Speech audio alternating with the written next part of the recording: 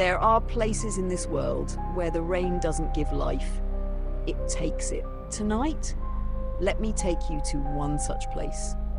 A town swallowed by a storm, soaked in blood and cursed by something older than time itself. It was a rainy Friday in the summer of 1996. Even now, after all these years, when I think about what happened, my hands go cold. I was just 15. My father had just been transferred to a quiet little town, remote, distant, forgotten. We moved in June. At first, the town felt peaceful, but deep down, something didn't sit right. The people were polite, but oddly silent. They avoided eye contact.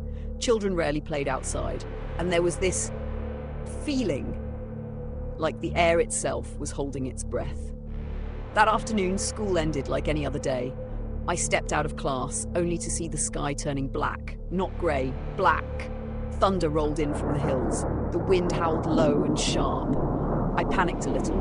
Home was almost 2 kilometers away, and I had no umbrella. Worse, my science project was in my bag. Weeks of work that would be ruined with even a few drops. That's when I heard Nathan, my best friend. "Aaron!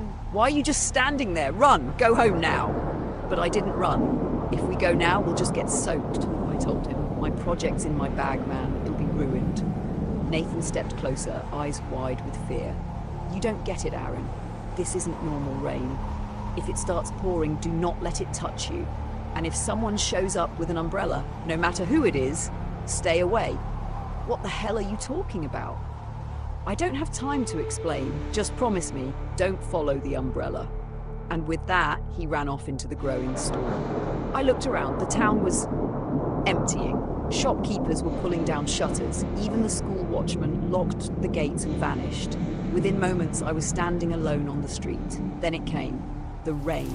It started with a soft drizzle. I stayed under a small ledge outside a closed shop. The drops hit the ground strangely, thick and dark. At first I thought it was the light playing tricks, but when a droplet splashed onto my shoe, it was red. Blood. The air turned foul, metallic, rotting. Nathan's voice echoed in my mind, "Don't let it touch you." I backed deeper under the ledge, shivering. Then I saw him, a man, standing still across the street under an umbrella, staring blankly at a wall, not moving, not flinching. "Sir! Please help me!" I shouted. "I'm stuck in the rain!" He slowly turned and started walking toward me, but the way he moved, it wasn't right, like a wolf, walking upright, predatory, deliberate.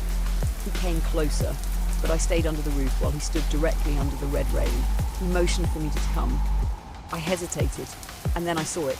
A knife, dripping with fresh blood. I froze, and right before my eyes, his face began to twist. His eyes glowed red. Fangs emerged, his skin darkened, cracked, mutated. He was no man. He was a demon in human form. Lightning struck, and he vanished. Just when I thought it was over, I spotted another man, a shop owner, trapped like me. But as soon as he turned to run, the demon reappeared behind him. The man sprinted into the rain. I wanted to warn him, but it was too late.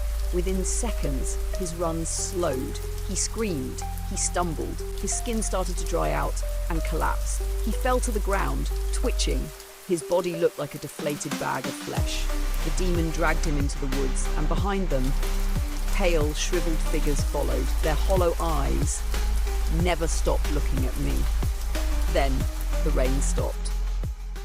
The next morning, I went to Nathan's house. I had to talk to him, had to understand what the hell happened. But instead of Nathan, an old woman opened the door. "I'm here to see Nathan," I said. Tears filled her eyes. "You can't, son," she whispered. "The cursed rain took him. Last night, my grandson's body vanished." I felt my stomach drop. She invited me in. "Why does it rain blood here?" I asked her. "What is this place?" She looked at me and began to tell the story. 100 years ago, this town was cursed. A famine had swept through, crops failed, farmers starved, many ended their lives. A sorcerer, angry with the town, summoned a demon, a wolf beast, to feed on the blood of humans. After many sacrifices, they sealed it away, but not before making a pact. It will never rain water here again, only blood. Every year, for 6 months, the sky would open up, and the demon would feed. That night, I told my family everything. We packed, we left, and never looked back. But some things don't stay buried. 20 years later, The blood rain was just a memory, or so I told myself. I had left that cursed town far behind. Built a life, got married, but no matter how far I ran, some memories don't fade, some curses don't die. It was a quiet evening. I sat on the couch beside my wife, Nora, sipping coffee as the rain tapped softly on the window. But it wasn't the sound of the rain that chilled me. It was the feeling, that same weight, that same air. "You're thinking about it again, aren't you?" Nora asked gently. I nodded. "It's been 20 years, I whispered, but I still see Nathan's face. That night, that rain. You need to let it go," she said. "We're going on vacation today. Try to enjoy it." "You're right," I said, standing up. "Let me go get the car." "Actually," she smiled, "I hired a driver."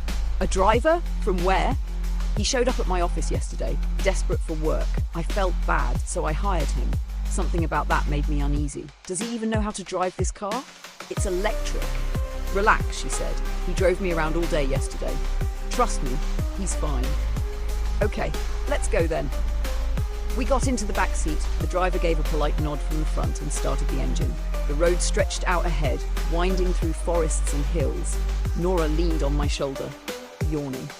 "I'm so sleepy," she murmured. "I'll just rest a bit." "You wanted this trip," I teased, "and now you're sleeping through it? Wake me when we get there," she whispered. I smiled and watched the trees blur by.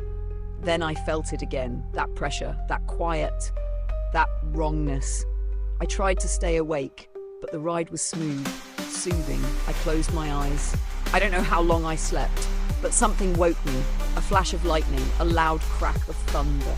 I opened my eyes. It was pouring outside, red. Blood. My throat tightened. I looked out the window. Trees, thick fog, narrow roads. "Where are we?" I asked. "Just a shortcut through the woods, sir." The driver replied calmly. "We'll be there in 10 minutes. This isn't the route we were supposed to take." "Don't worry, sir, I know the way." Then I saw something in the headlights. The raindrops, thick, red, clotting on the windshield. My heart nearly stopped. No, this can't be. Not here. "Stop the car," I shouted. "Where the hell have you taken us?" Then, from beside me, Nora whispered. "You're not going anywhere, Aaron." Her voice wasn't hers, it was deep, inhuman. I turned to her and gasped. Her face was changing, melting, morphing, warping. Her skin turned pale and shriveled. Her eyes sunk into dark hollows and her smile twisted. It was Nathan. Do you remember me, Aaron?" he whispered. "You left me behind, you ran, and now I've come back." I grabbed the door handle, it wouldn't budge. "Driver, turn around now!" The driver slowly turned his head, and then I saw his face. The wolf demon, the same monster from 20 years ago. "Back then," he growled, "you weren't worth the trouble. Too little blood, too little fear.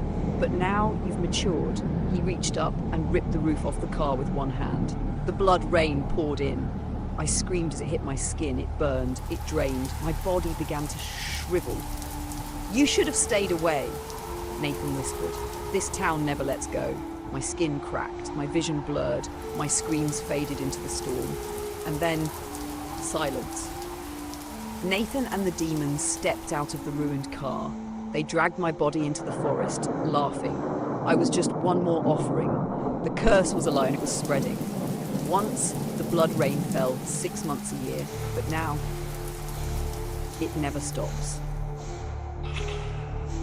If you ever find yourself caught in an unexpected downpour, look closely at the raindrops. If they're red, run, because the blood rain is back, and it's hungry.